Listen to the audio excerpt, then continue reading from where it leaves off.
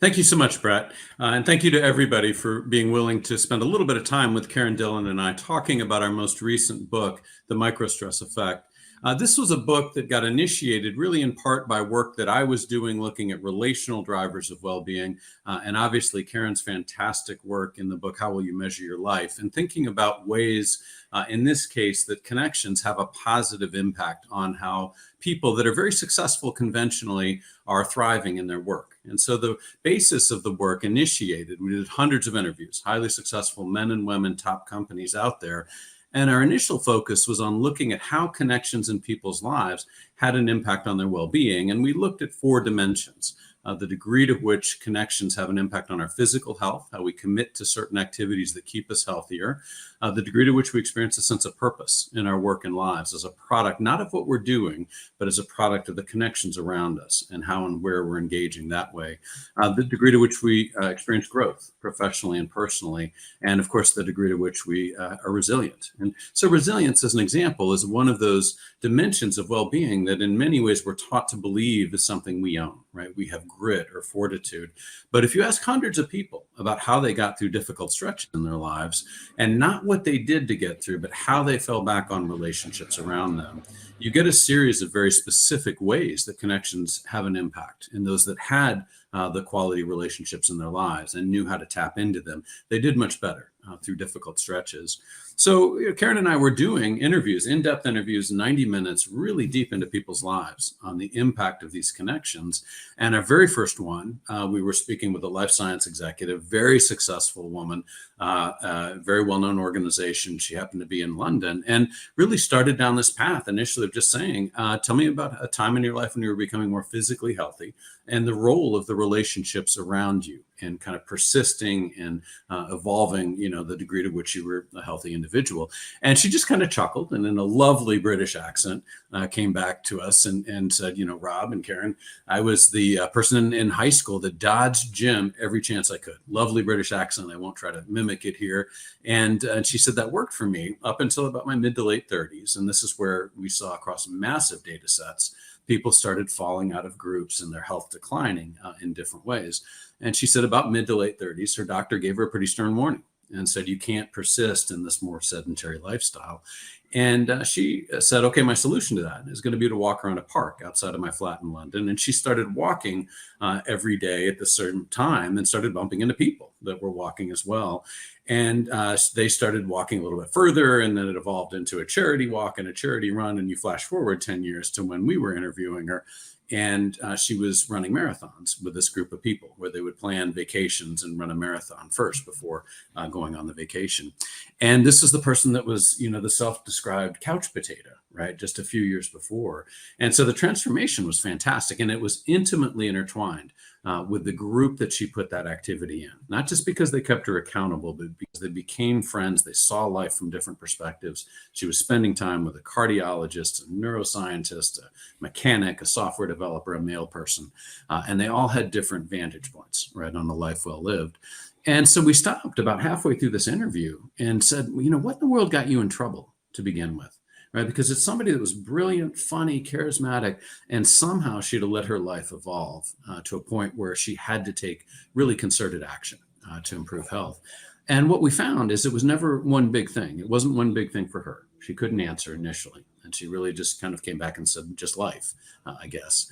And what we found in that discussion in the next 45 minutes and hundreds afterwards was that stress was coming at these highly successful people, not in big moments. I mean, that existed. But that wasn't what was choking them. What was choking them and catching them were small moments of stress. And that these small moments of stress tended to fall into 3 categories as we evolved this. First were interactions that drained people's personal capacity.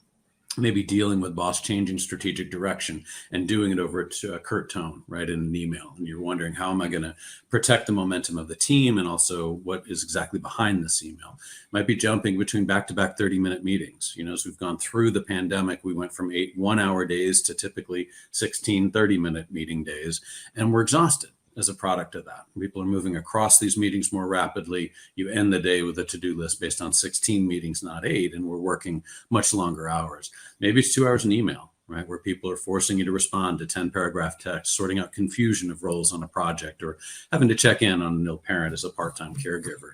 These were all interactions that tended to drain their personal capacity, their ability to get done what they needed to get done. Then another set of them really had impact on their emotional reserves, just the energy they brought into work. And that may occur or be diminished by conflict with a misaligned colleague, having to give negative feedback to an employee, holding space for another employee going through a hard time, or maybe trying to be present for a late family dinner after a hard day of work and just missing it, and getting secondhand stress from your partner who just can't quite understand why you're not there. And then a set of these that had to do with just small, subtle interactions that challenged those people and who they set out to be. And it may be messages from leadership with aggressive revenue or cost targets, perceiving a slight by a competitive peer, having to push really hard at work in your provider role and missing your child's bedtime, and having you question, who am I as a parent in this way? And what we learned in this is that none of these are big deals, right? They're all happening in isolation, and they seem like just things that normal people get through, right? We don't even complain about it. We just work through it. But it's the accumulation of these small moments today, and how hyper-connected we are of stress is coming at us through both personal and professional relationships that hit a velocity and a magnitude that our brains just weren't designed to handle. So a lot of what we focus on in the book is helping people be able to think about and spot how and where to take action on some of these microstresses. So let me invite Karen in to say a few words about that specifically.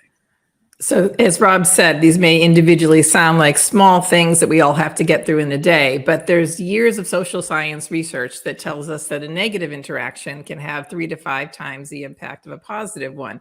So finding ways to actually identify and then reduce the negative interactions in the form of microstress throughout your day can have a really material impact on your life. And so we've advised people in our book and in our work to do a simple exercise to try to identify where are the recurrent sources of microstress for you and what can you think to do about it. So we in our book, in chapter 5, we have a chart on that goes through the 3 categories of microstress that Rob just explained, and we ask people to do 3 passes to identify what's really driving their stress. The first pass is pick 2 or 3 that are really having a significant impact on you that you might want to try to find ways to stop or push back on. Do 1 pass that way. Do a second pass looking at 2 or 3 where you are unnecessarily causing microstress for other people. That's not just a good thing to do because it's what a good person would do. It actually is going to help you as well, because we found that microstress that you cause other people almost always rebounds back on you. So it's in everyone's interest for you to find ways to reduce the microstresses you are unnecessarily causing without thought.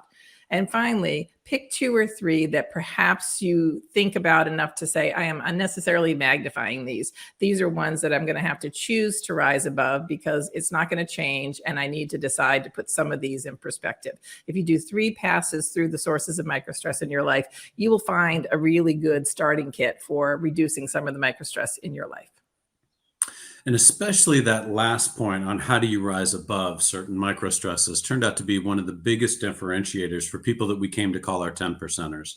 People that were really positive throughout the 90-minute discussion, really doing great professionally, but also had structured and architected their lives in ways that they were thriving on a personal level as well. And a tremendous amount of it had to do with engaging in ways and creating dimensionality in their life that just helped them rise above the minutia.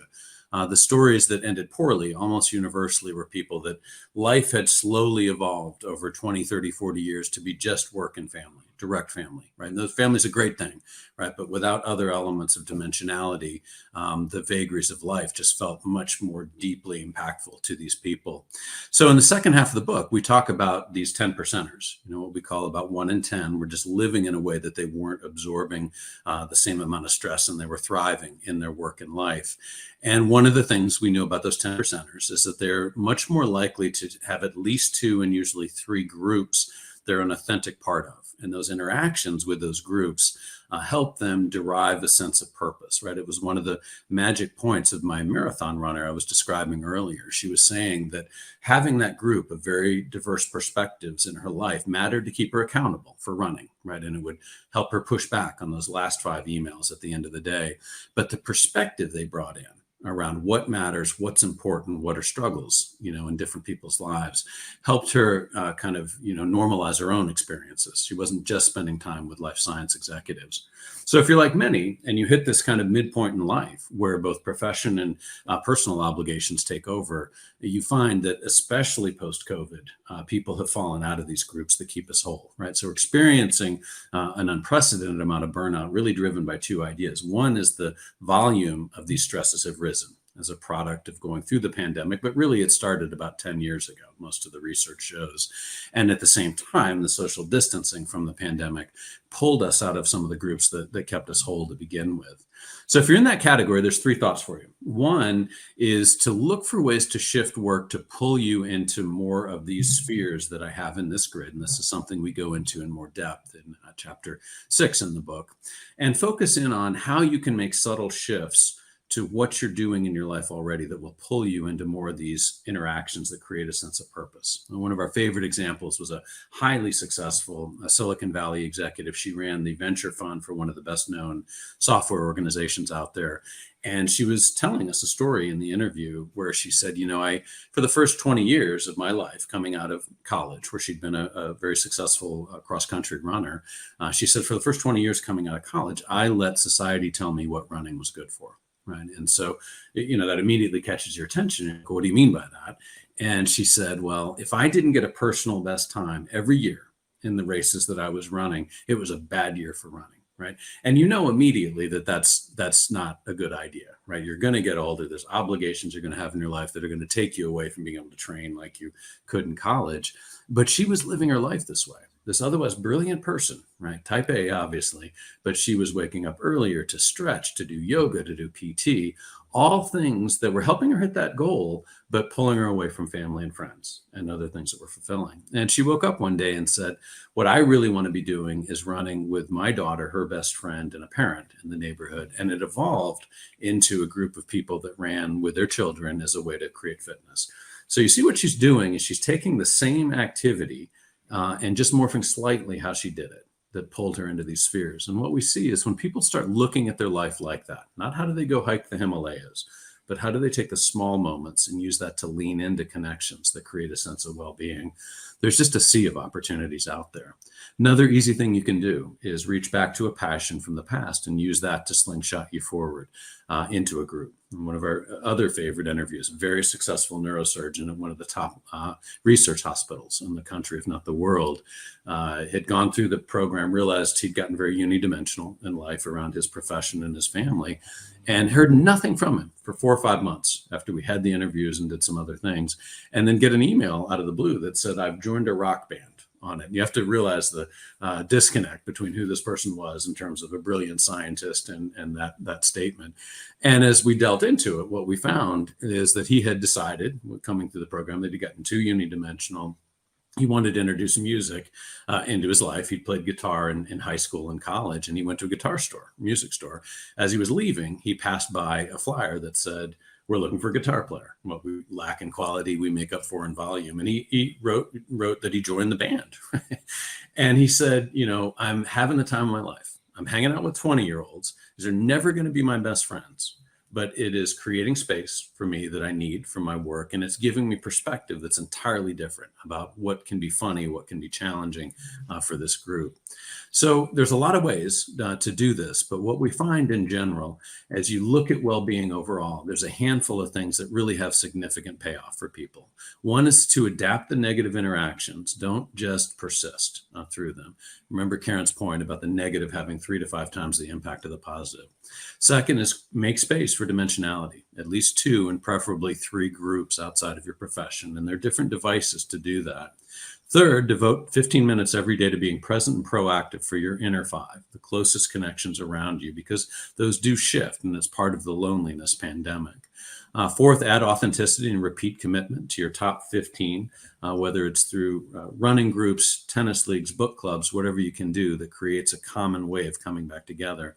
And fifth is to welcome new relationships, and either do that through new interactions or do that through finding out new things about the current interactions you have in your life.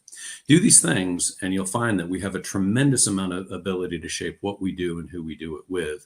We just give it up too much in ways that hurts our well-being. So Karen, let me turn it back to you if I can. I just want to say some small changes can make a big difference. So I hope you find some of these ideas useful, and thank you for letting us share them with you today. Now we'll hand it off to Dillon and Tanjim.